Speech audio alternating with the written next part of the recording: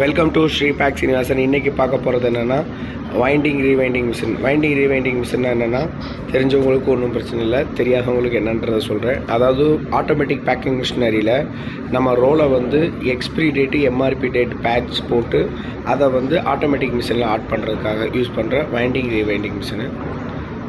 ஓகேங்களா?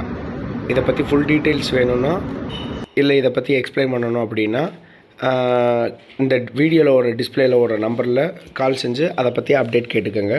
நம்ம என்னென்ன சைஸ் யூஸ் பண்ண போகிறோம், என்னென்ன சைஸுக்கு இது எப்படிலாம் எம்ஆர்பி எக்ஸ்பிரி டேட் ஃபிட் பண்ணணும், என்ன பிரிண்டர் கொடுக்கணும், என்ன கேட்ரேஜ் கொடுக்கணும், என்ன டீகோடர் கொடுக்கணும், என்ன சென்சர் கொடுக்கணும், என்ன ஏசி மோட்டரா டிசி மோட்டரா அப்படின்றது எல்லா டீட்டெயில்ஸையுமே வந்து நீங்கள் இந்த வர்ற ஃபோன் நம்பரில் ஃபாலோ பண்ணி கேட்டுக்கலாம். ஓகே, நன்றி, தேங்க்யூ.